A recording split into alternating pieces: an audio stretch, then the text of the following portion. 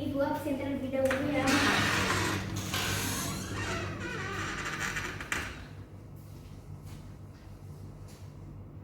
Etiang Greni, hadir Bu.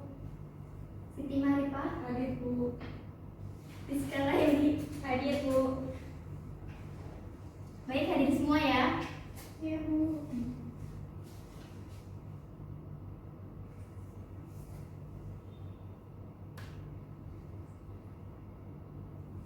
Kompetensi inti yang pertama, menghayati dan mengamalkan ajaran agama yang dianutnya. Yang kedua, menunjukkan perilaku jujur, disiplin, tanggung jawab, peduli, gotong royong, kerjasama, toleran, damai, santun, responsif, dan proaktif sebagai bagian dari solusi atas berbagai permasalahan dalam berinteraksi secara efektif dengan lingkungan sosial dan alam, serta menempatkan diri sebagai cerminan bangsa dan pergaulan dunia. Yang ketiga, memahami, menerapkan, dan menganalisis pengetahuan faktual, konseptual, prosedural, dan metakognitif berdasarkan rasa ingin tahunya tentang ilmu pengetahuan, teknologi, seni, budaya, dan humaniora dengan wawasan kemanusiaan, kebangsaan, kenegaraan, dan peradaban terkait penyebab fenomena dan kejadian, serta menerapkan pengetahuan prosedural pada bidang kajian yang spesifik sesuai dengan bakat dan minatnya untuk memecahkan masalah. Yang keempat, mengolah, menalar, dan menyaji dalam ranah konkret dan ranah abstrak terkait dengan pengembangan dari yang dipelajarinya di sekolah secara mandiri, bertindak secara efektif dan kreatif, serta mampu menggunakan metode sesuai dengan kaidah keilmuan. Selanjutnya, tujuan pembelajaran. Yang pertama, melalui penerapan model pembelajaran problem based learning, peserta didik dapat yang pertama menganalisis struktur teks eksposisi, tesis, argumen, dan penegasan ulang dengan benar. Yang kedua, menelaah kaidah kebahasaan teks eksposisi berdasarkan teks yang dibaca dan didengar. Yang ketiga, menelaah unsur-unsur teks eksposisi yang dibaca dan didengar.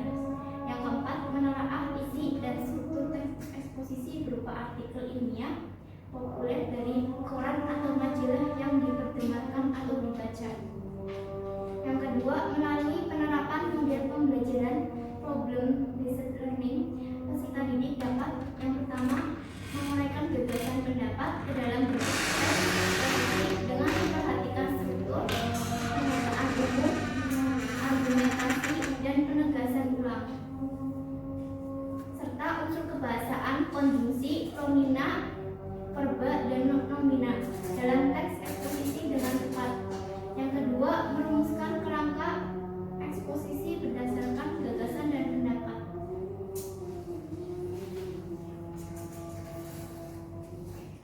Kompetensi dasar 3.6,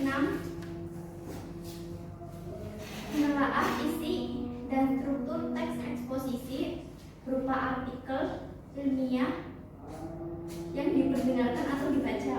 4.6, menyajikan gagasan pendapat ke dalam bentuk teks eksposisi berupa artikel ilmiah populer atau lingkungan hidup, kondisi sosial, atau keragaman budaya secara lisan dan tertulis dengan memperhatikan struktur, unsur kebahasaan, aspek lisan. Sebelum saya jelaskan, ada yang tahu apa itu teks eksposisi? Baik, saya jelaskan. Teks eksposisi adalah sebuah bentuk teks atau tulisan yang memuat tentang informasi maupun pengetahuan secara umum. Teks eksposisi sendiri memiliki tujuan untuk memberikan penjelasan atau uraian mengenai suatu ide, pokok pikiran, pendapat, informasi maupun pengetahuan kepada pembaca tanpa bermaksud mempengaruhi.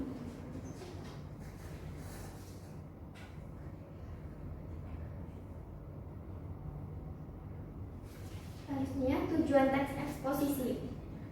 Berdasarkan Berdasarkan pengertian tersebut, tujuan teks eksposisi adalah untuk menyampaikan informasi kepada pembaca melalui sudut pandang tertentu. Dengan tujuan eksposisi tersebut, maka pembaca akan mudah memahami serta pengetahuan terkandung di dalam teks tersebut.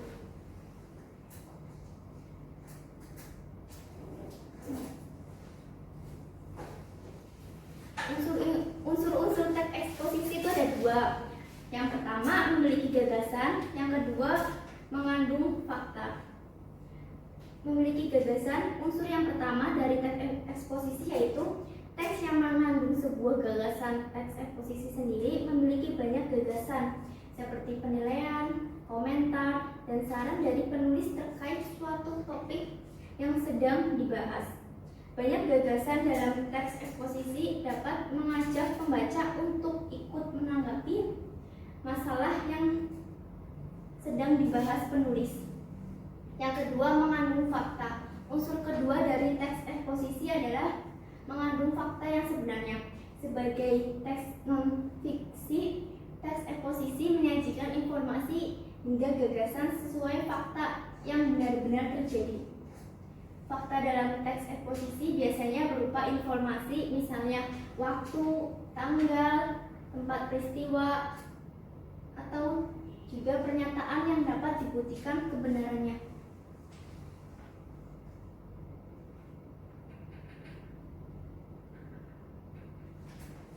Selanjutnya, ciri-ciri teks eksposisi. Ciri-ciri teks eksposisi itu ada 5. Yang pertama, memberikan informasi atau pengetahuan. Yang kedua, menggunakan bahasa yang baku. Yang ketiga, berisi tentang sebuah fakta. Yang keempat, format penulisannya singkat, jelas, dan padat. Yang kelima, bersifat objektif dan tidak memihak. Saya jelaskan. Yang pertama, memberikan informasi atau pengetahuan. Seperti yang sudah dijelaskan sebelumnya bahwa teks eksposisi bukanlah teks fiksi, tetapi berisi tentang teks non-fiksi. Oleh sebab itu, teks eksposisi umumnya akan berisi tentang informasi atau pengetahuan. Informasi yang didapatkan dari teks eksposisi bisa menambahkan wawancara kita sebagai pembaca dan menerapkannya dalam kehidupan sehari-hari. Yang kedua, menggunakan bahasa yang baku. Dikarenakan termasuk teks non-fiksi dan isinya berupa informasi atau pengetahuan, maka penulisan teks eksposisi menggunakan bahasa yang baku. Dalam hal ini, bahasa yang dimaksud seperti kata-kata sesuai dengan KBBI, kalimat yang sesuai dengan, dan sebagainya. Yang ketiga, berisi tentang sebuah fakta. Teks eksposisi berisi tentang sebuah fakta biasanya didukung dengan data-data yang akurat sehingga keasliannya bisa dipertanggungjawabkan. Oleh sebab itu, ketika ingin menulis teks eksposisi yang baik, diperlukan mencari sumber-sumber data yang akurat agar tidak terjadi kesalahan.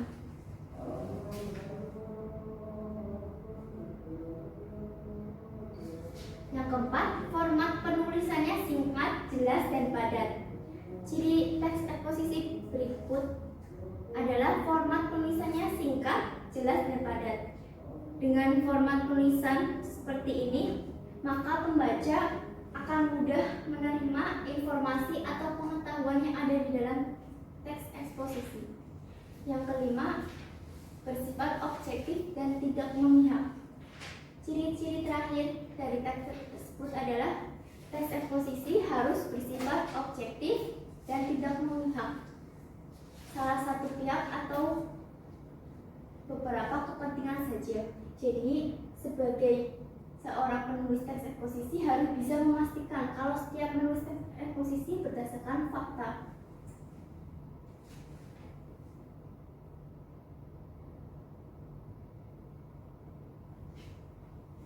Struktur teks eksposisi itu ada 3. Yang pertama, tesis. Yang kedua, rangkaian argumen. Yang ketiga, penegasan ulang. Ada yang tahu tesis itu apa? Baik, saya jelaskan. Tesis adalah bagian pertama atau sekaligus pembuka dari teks eksposisi. Tesis sendiri dapat dipahami sebagai bagian yang memiliki fungsi untuk menyajikan pengenalan atau isu masalah gagasan utama, sehingga pandangan penulis secara umum terkait topik atau masalah yang dibahas. Tesis juga bisa disebut juga sebagai pernyataan pendapat. Sebelum memulai menulis teks eksposisi, penulis harus menentukan tujuan dari teks eksposisi terlebih dahulu. Yang kedua, rangkaian argumen. Bagian kedua dari teks eksposisi adalah rangkaian argumen. Setelah tesis mengenalkan suatu isu atau masalah yang sedang diperbincangkan oleh banyak orang, teks eksposisi akan dilanjutkan dengan rangkaian argumen. Rangkaian argumen dapat dipahami sebagai pendapat atau alasan yang berupa alasan yang logis, informasi sesuai hasil temuan, fakta yang terjadi, hingga pernyataan para ahli. Jadi, pada bagian ini, kamu banyak menentukan pendapat sebagai penjelasan atas tesis yang dijelaskan sebelumnya.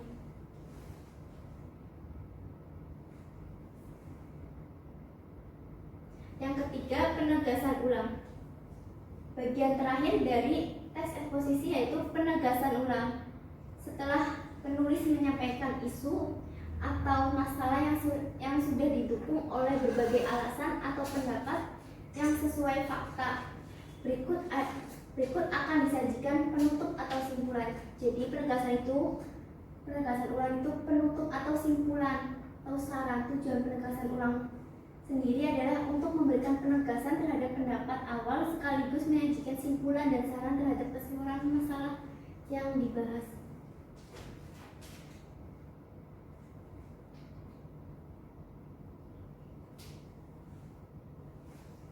Jenis-jenis teks eksposisi. Jenis-jenis teks eksposisi yang pertama, eksposisi definisi. Yang kedua, teks eksposisi proses. Yang ketiga, teks eksposisi ilustrasi. Yang keempat, eksposisi pertentangan. Yang kelima, eksposisi laporan. Yang keenam, eksposisi perbandingan. Saya jelaskan yang eksposisi definisi.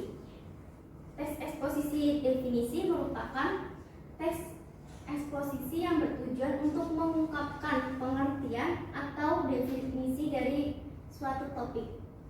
Teks eksposisi proses sebenarnya adalah teks yang memuat beberapa tahap atau cara untuk menghasilkan sesuatu dari awal hingga akhir. Yang ketiga, teks eksposisi ilustrasi. Teks eksposisi ilustrasi adalah teks eksposisi yang bertujuan untuk memberikan gambaran secara sederhana antara topik dengan topik lain. Teks ini biasanya menjelaskan kesamaan atau kemiripan sifat dari suatu topik yang dibahas.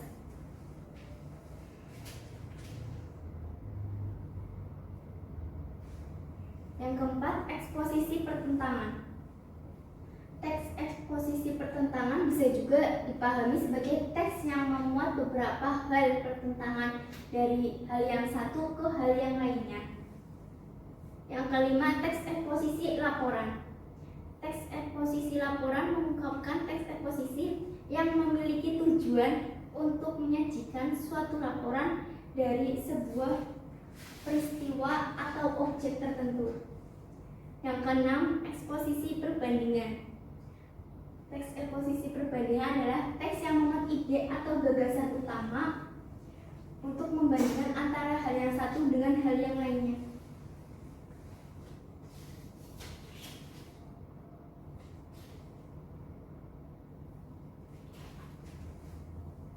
Kaidah kebahasaan teks eksposisi.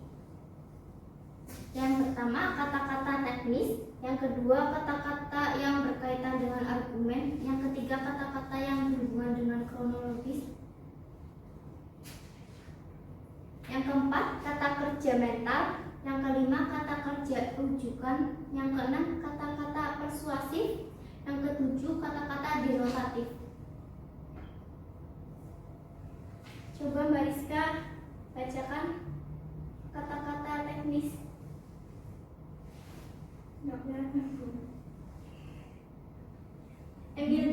dibacakan.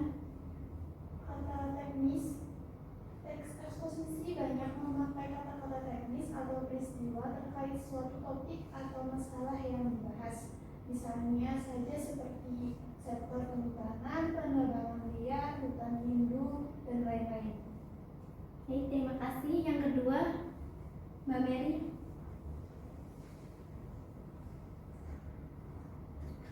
Kata-kata yang berkaitan dengan argumentasi. Teks eksposisi banyak memakai kata-kata yang menjelaskan dengan hubungan argumentasi, misalnya seperti jika, karena, sebab, akhirnya, dengan demikian, oleh karena itu.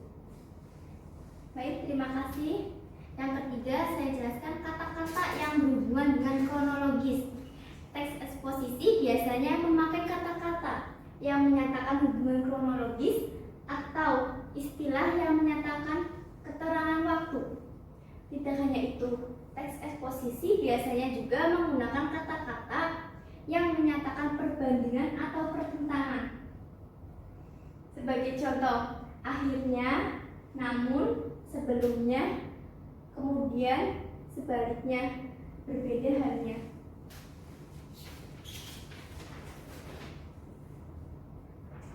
Yang keempat, Mbak Eti coba dibacakan.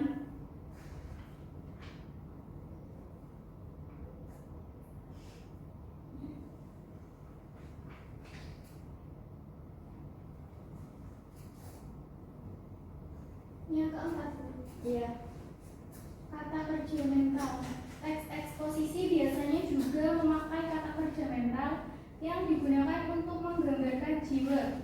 Misalnya, seperti menyimpulkan, memperkirakan, mengharapkan, memprihatinkan, mengagumkan, menyedihkan, menduga, mengasumsikan, menjelaskan, dan lain sebagainya. Baik, itu adalah kata kerja mental. Terima kasih. Yang kelima, kata-kata rujukan. Teks eksposisi banyak memakai kata-kata rujukan untuk menghubungkan dengan suatu informasi atau pendapat seorang. Misalnya, yang keenam, kata-kata persuasif. Teks eksposisi biasanya juga memakai kata-kata persuasif untuk mengajak atau mempengaruhi lawan ukur. Kata yang biasanya digunakan untuk melakukan persuasif yaitu seperti sebaiknya, diharapkan, perlu, hendaklah. Yang ketujuh, kata-kata denotatif. Teks eksposisi juga memakai kata-kata denotatif untuk menjelaskan sesuatu agar lebih jelas. Denotatif sendiri bisa dipahami sebagai kata yang memiliki makna sebenarnya. Kata denotatif adalah kata yang belum mengalami perubahan maupun perubahan makna.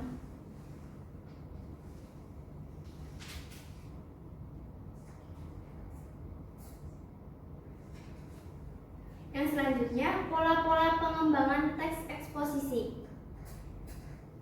Dari umum ke khusus, ada yang tahu? Pola pengembangan dari umum ke khusus?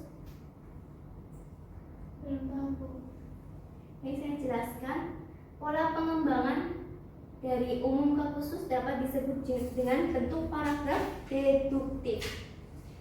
Hal ini dikarenakan ide atau gagasan pokok terletak di kalimat pertama awal paragraf atau dilanjut dengan kalimat yang menjadi penjelas. Berikut contoh paragraf eksposisi dari umum ke khusus. Meskipun bukan termasuk minuman kesehatan, kopi memiliki efek yang baik untuk gigi.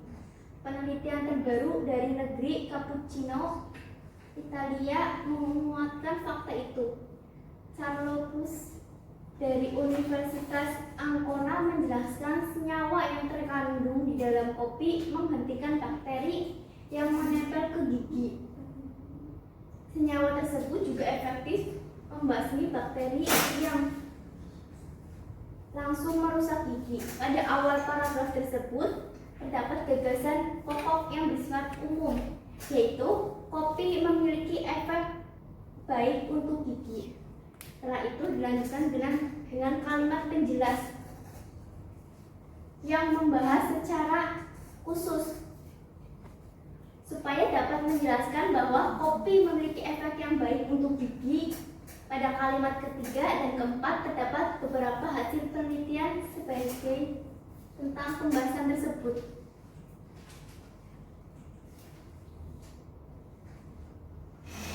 Yang kedua, dari khusus ke umum. Pola pengembangan teks eksposisi ini merupakan pola pengembangan sebelumnya. Pola pengembangan dari khusus ke umum ini disebut dengan paragraf induktif. Hal ini dikarenakan kalimat pertama atau gagasan pokok sekaligus menjadi simpulan. Berikut ini adalah contoh paragraf dari eksposisi dari khusus ke umum. Gerakan pecinta alam dengan dasar sadar lingkungan sehat telah mulai gejala di kalangan remaja maupun para remaja dari lingkungan pesantren. Keberanian untuk melakukan penelitian ilmiah semakin meluas, khususnya di tingkat SMA. Fenomena semacam itu merupakan bukti bahwa remaja saat ini tidak selalu bernilai negatif. Paragraf di atas menunjukkan bahwa kalimat pertama memuat berupa beberapa penjelas tentang gerakan pecinta alam yang mulai banyak diminati remaja. Kemudian dilanjutkan dengan beberapa fakta yang menunjukkan para remaja mulai berani melakukan penelitian secara ilmiah.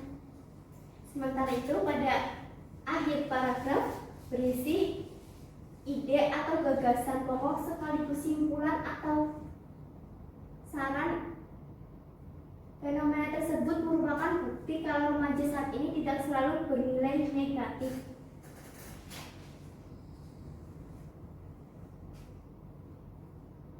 Yang ketiga, ilustrasi. Pola pengembangan teks eksposisi selanjutnya adalah ilustrasi. Dengan menggunakan pola ini, maka kalimat pertama di awal paragraf menggunakan gagasan utama. Kemudian kalimat berikut berisi berupa ilustrasi yang mendukung gagasan utama tersebut. Ilustrasi yang disajikan biasanya merupakan data atau informasi penguat berdasarkan hasil pengamatan atau pengalaman dari penulis. Contohnya, olahraga merupakan rangkaian kegiatan yang menyehatkan badan. Pasalnya, dengan berolahraga kita dapat terhindar dari penyakit. Misalnya saja dengan berenang. Olahraga yang dilakukan di dalam air berguna menyehatkan paru-paru dalam bernapas. Selain itu, semua jenis olahraga dapat menyehatkan badan.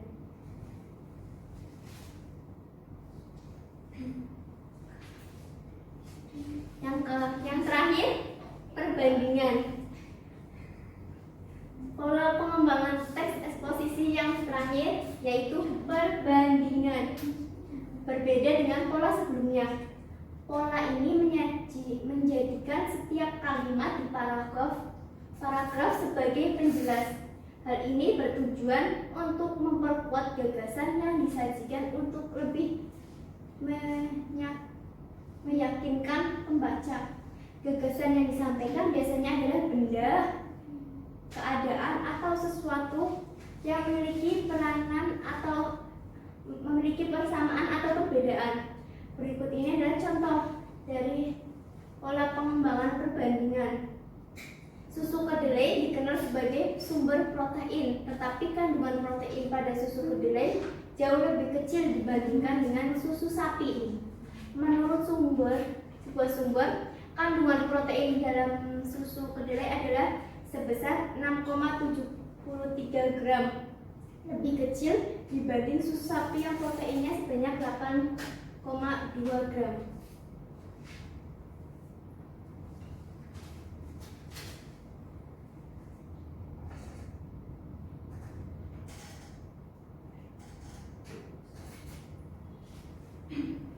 Yang terakhir, contoh teks eksposisi beserta analisis.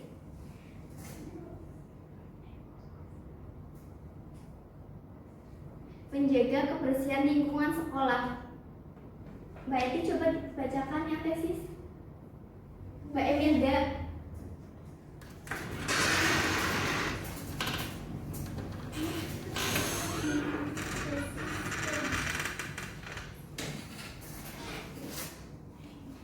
Tesis adalah kebersihan lingkungan sekolah adalah salah satu faktor terpenting untuk menciptakan kenyamanan, baik di lingkungan rumah maupun di lingkungan sekitar. Komunikasi pembagian kelas menjadi salah satu untuk menjaga kebersihan lingkungan sekolah.